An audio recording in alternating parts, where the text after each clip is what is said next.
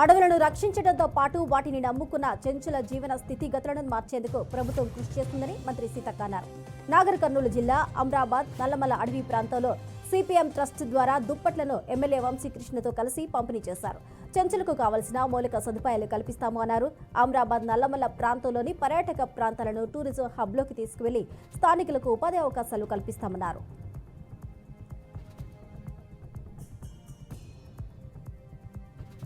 గుంటూరు జిల్లా తాడేపల్లి మండలంలోని డొలాస్ నగర్, ప్రకాష్ నగర్ ప్రాంతాలలో పోలీసులు గార్డెన్ సర్చ్ నిర్వహించారు. అడిషనల్ ఎస్పీ రవికుమార్ ఆధ్వర్యంలో 100 మంది పోలీసు సిబ్బంది వాహనాలు తనిఖీ చేశారు. సరైన పత్రాలు లేని 34 వాహనాలు సీజ్ చేశారు. గంజాయిపై త్వరలో ముమ్మర తనిఖీలు నిర్వహించనున్నట్లు ఆయన వెల్లడించారు.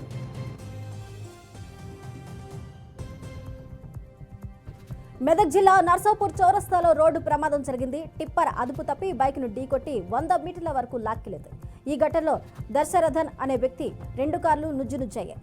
ఘటనా స్థలానికి చేరుకున్న పోలీసులు గాయపడ్డ వ్యక్తిని ఆసుపత్రికి తరలించారు. టిప్పర్ డ్రైవర్ను అదుపులోకి తీసుకుని విచారణ జరిపిస్తున్నారు.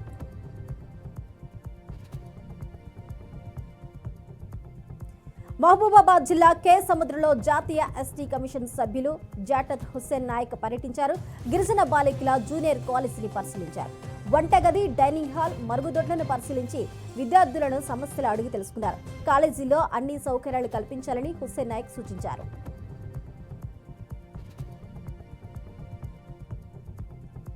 నంద్యాల జిల్లా బేతంచెల్లలోని బైకీపేటలో భక్తులపై తేనెటీగలు దాడి చేశాయి. ఆంజనేయ స్వామి దేవాలయానికి పూజ చేసేందుకు వచ్చిన భక్తులపై తేనెటీగలు ఒక్కసారిగా దాడికి పాల్పడ్డాయి. ఈ ఘటనలో మహేష్ గౌడ్ అనే వ్యక్తితో పాటు వృద్ధురాలకు తీవ్రంగా గాయాలయ్యాయి. గాయపడ్డ వారిని స్థానికులు మెరుగైన వైద్య చికిత్స నిమిత్తం కర్నూలు ప్రభుత్వ ఆసుపత్రికి తరలించారు.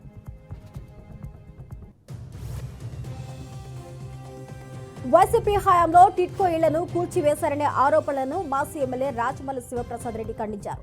టిట్కే గృహాలు కేవలం దిష్టిబొమ్మల్లాగా మిగిలిపోయాయంటూ విమర్శించారు. రాజశేఖర రెడ్డి హయాంలో చేనేత ఇండస్ట్రియల్ ఎస్టేట్ కు 78 ఎకరాల స్థలాన్ని కేటాయించారని అన్నారు. గత టీడీపీ హయాంలో ఆ స్థలాన్ని టిట్కో ఇళ్లకు కేటాయించిందన్నారు. బేస్మెంట్ లెవెల్ వరకు ఉన్న అపార్ట్మెంట్లను కూల్చివేసి ఆ స్థలాన్ని పేద మధ్యతరగతి కుటుంబాలకు డిప్ ద్వారా కేటాయించారని అన్నారు. విశాఖ జిల్లా కూర్మనపాలెం జంక్షన్ వద్ద బహుజన సమాజ్ పార్టీ ఆధ్వర్యంలో ధర్నా నిర్వహించారు. విశాఖ స్టీల్ ప్లాంట్ ప్రైవేటీకరణ నిర్ణయాన్ని కేంద్రం వెంటనే నిలిపివేయాలని డిమాండ్ చేశారు. స్టీల్ ప్లాంట్ను సేల్లో విలీనం చేసి ఇనుప ఖనిజ గనులు కేటాయించాలని బీఎస్పీ ఆంధ్రప్రదేశ్ ఇన్ఛార్జ్ రామ్జీ గౌతమ్ తెలిపారు. నిర్వాసితులకు శాశ్వత ఉద్యోగ అవకాశాలు కల్పించాలని కోరారు. స్టీల్ ప్లాంట్ ఉద్యోగులపై కేంద్ర ప్రభుత్వంతో పాటు యాజమాన్య వేధింపులు నిలుపుదల చేయాలని కోరారు. రాజకీయ పార్టీలకు అతీతంగా అఖిలపక్ష యూనియన్ నాయకులు, ఉత్తరాంధ్ర ప్రజలందరూ కలిసి స్టీల్ ప్లాంట్ను కాపాడుకోవాలి అన్నారు. జగిత్యాల జిల్లా కొండగట్టు ఆంజనేయ స్వామి సినీ నటుడు శ్రీకాంత్, సహాయక నటుడు విజయకాంత్, నిర్మాత విజయ్తో కలిసి దర్శించుకున్నారు. ఆలయ అధికారులు వారికి పూర్ణ కుంభంతో స్వాగతం పలికారు. అనంతరం స్వామివారిని దర్శించుకుని మొక్కులు చెల్లించుకున్నారు.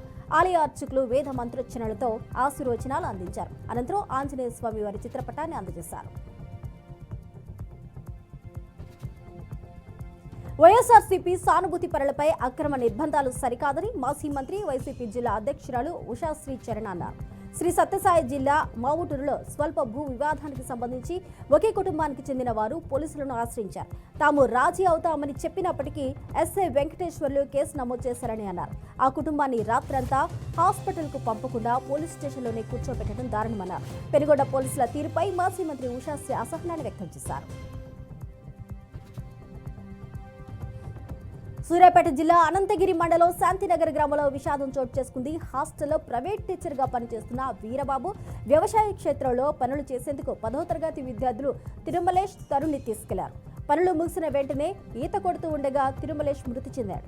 గజ ఈతగాళ్ల సహాయంతో మృతదేహాన్ని వెలికి తీశారు. ఘటనా స్థలానికి చేరుకున్న పోలీసులు కేసు నమోదు చేసి దర్యాప్తు ప్రారంభించారు. ఖమ్మం జిల్లాలో గిరిజన రజక సంఘం వన సమాశోధన కార్యక్రమంలో మాజీ మంత్రి ఎమ్మెల్సీ బసవరాజు సారయ్య పాల్గొన్నారు. రజకులు అన్ని రంగాల్లో రాణించాలని ఆయన ఆకాంక్షించారు. చదువుతోనే సమాజంలో గుర్తింపు వస్తుందని అన్నారు. రాజకీయాల్లో రజకులు ఉన్నంత స్థానాలకు ఎదగాలి అన్నారు. రాబోయే రోజుల్లో రాజకీయాల్లో తమకు సమున్నత స్థానం కల్పించాలని బసవరాజు సారయ్య కోరారు.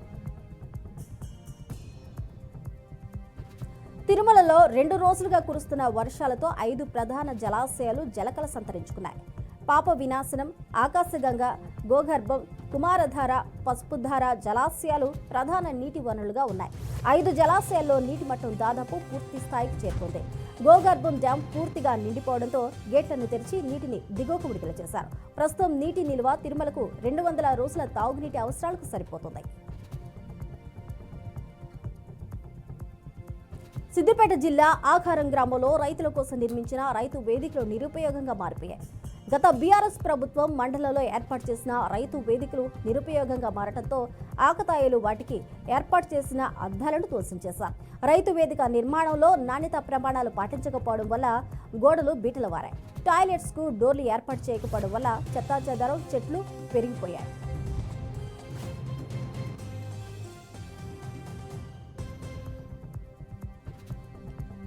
విజయవాడలోని రాజుపేటలో మన ఊరు తిరువూరు వినూత్న కార్యక్రమాన్ని ఎమ్మెల్యే కొలెకపూడి శ్రీనివాసరావు చేపట్టారు. వార్డులోని ప్రతి గడప గడపకు తిరుగుతూ సమస్యలను నేరుగా అడిగి తెలుసుకున్నారు. వార్డులో డ్రైనేజీలను, రోడ్లను పరిశీలించారు. ప్రజల సమస్యలను అడిగి తెలుసుకుని సంబంధిత అధికారులతో మాట్లాడి పరిష్కరించారు. ప్రజలు ఏ సమస్య వచ్చినా ఎప్పుడైనా తన దగ్గరకు రావచ్చని ప్రజలకు భరోసాను కల్పించారు. నెల్లూరు జిల్లా గానుగపేటలో అడవిలో మేకలు కాస్తున్న బంక తిరుపాక హత్య కేసును పోలీసులు ఛేదించారు. నిందితుడు కావడి మల్లి అలియాస్ గురునాథం మాల్యాద్రిని అరెస్ట్ చేసి రిమాండ్కు తరలించినట్లు డీఎస్పీ శ్రీధర్ తెలిపారు. చెడు వ్యసనాలకు బానిసైన కావడి మల్లి డబ్బుల కోసం మేకలు, గొర్రెలు దొంగతనం చేస్తూ జల్సాలు చేస్తూ ఉన్నారని తెలిపారు. తన మేకలను ఎత్తుకెళ్లకుండా తిరుపారు అడ్డుకోవడంతో ఆయన మెడపై కత్తితో పొడిచి హత్యకు పాల్పడ్డాడు. నిందితుడిపై కేసు నమోదు చేసి రిమాండ్కు తరలించినట్లు వెల్లడించారు. ఎన్నికల్లో ఇచ్చిన హామీలను నెరవేర్చకుండా మాజీ ముఖ్యమంత్రి జగన్పై కూటమి నేతలు విమర్శలు చేయడం అన్యాయమని అన్నారు మాజీ డిప్యూటీ సీఎం పుష్పా శ్రీవారి.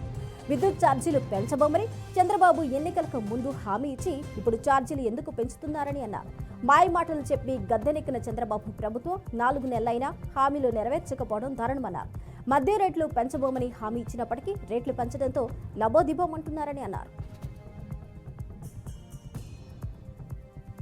వసతి గృహాల్లో పరిశుభ్రత తప్పక పాటించాలని ఆధుని సబ్ కలెక్టర్ మోరియా భరద్వాజ్ అన్నారు. కొసిగిలోని ఇంటిగ్రేటెడ్ బాలుర వసతి గృహాలను ఆకస్మికంగా తనిఖీ చేశారు.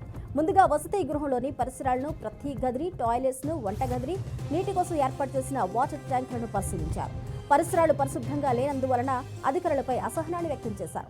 పరిసరాలు పరిశుభ్రంగా ఉంటేనే పిల్లలు ఆరోగ్యంగా ఉంటారని అధికారులకు సూచించారు. విధుల పట్ల నిర్లక్ష్యంగా ఉన్న వారిపై చర్యలు తీసుకోవాలని ఆదేశించారు. వసతి గృహాల్లో ఏదైనా సమస్య ఉంటే నేరుగా తన దృష్టికి తీసుకురావాలని అన్నారు. కాంగ్రెస్ ప్రభుత్వం వచ్చి ఏడాది పూర్తయిన సందర్భంగా ప్రజా విజయోత్సవాలు నిర్వహిస్తున్నట్లు మంత్రి ఉత్తమ్ కుమార్ రెడ్డి అన్నారు. డిసెంబర్ 4న పెద్దపల్లిలో ముఖ్యమంత్రి రేవంత్ రెడ్డి పాల్గొననున్న ప్రజాపాలన నిరుద్యోగ విజయోత్సవ సభ స్థలిని మంత్రులు పరిశీలించారు. సంవత్సరం పాటు అన్ని వర్గాలకు అద్భుతమైన పరిపాలన అందించాము అన్నారు. గత టీఆర్ఎస్ ప్రభుత్వం నిరుద్యోగులను మోసం చేసి ఉద్యోగ నియామకాలు చేపట్టలేదు అన్నారు. ప్రకాశం జిల్లా మార్కాపురం మున్సిపల్ కౌన్సిల్ సమావేశం రసాభాసగా మారింది. పట్టణంలోని గాంధీ పార్కు తొలగింపు విషయంలో మున్సిపల్ కమిషనర్ నారాయణరావుకు వైసీపీ కౌన్సిలర్, పార్కు నిర్వాహకులు డాక్టర్ కనకదుర్గ మధ్య వాగ్వాదం జరిగింది. ఎమ్మెల్యే చెప్పినట్లు కమిషనర్ నారాయణరావు గంగిరెద్దులా తలాడిస్తున్నారని మండిపడ్డారు. కౌన్సిల్ సమావేశంలో మాట్లాడే విధంగా తెలుసుకొని మాట్లాడారని, మీరు మాట్లాడిన మాటలు వెనక్కి తీసుకోవాలని వైసీపీ కౌన్సిలర్ కనకదుర్గపై మున్సిపల్ కమిషనర్ ఆగ్రహాన్ని వ్యక్తం చేశారు. సమావేశంలో సంబంధం లేకుండా తీర్మానాలు చేస్తున్నారంటూ చైర్మన్ బాలమురళీ కృష్ణపై వైసీపీ కౌన్సిలర్లు ఆగ్రహాన్ని వ్యక్తం చేశారు. భద్రాద్రి కొత్తగూడెం జిల్లా గుమ్మడపల్లి పెదవాగు ప్రాజెక్టు భూములు అన్యాక్రాంతమవుతున్నాయని రోడ్డుపై బైఠాయించి రైతులు నిరసనకు దిగారు. రాజకీయ పలుకుబడితో రిజర్వాయర్ భూముల్లో యథేచ్ఛగా పంటలు వేస్తున్నారని తెలిపారు. ఇటీవల కురిసిన భారీ వర్షాలకు ప్రాజెక్టు ధ్వంసవడంతో మరమ్మతులు చేస్తున్నారని, రైతులందరూ ఒక పక్క ఎదురు చూస్తుంటే మరొక పక్క రిజర్వాయర్ లోతట్టు భూములను రాజకీయ పలుకుబడి ఉన్న కొంతమంది ఆక్రమించుకొని వ్యవసాయం చేస్తున్నారని అన్నారు. మరికొంత భూమిని కౌలు కూడా ఇస్తున్నారంటూ ఆయకట్టు రైతులు ఆవేదన వ్యక్తం చేస్తున్నారు. అన్యాకాంతరమైన భూములను స్వాధీనం చేసుకోవాలని, ప్రాజెక్టు మరమ్మతుల పనులు పూర్తి చేసి సాగునీటిని అందించాలని రైతులు డిమాండ్ చేస్తున్నారు.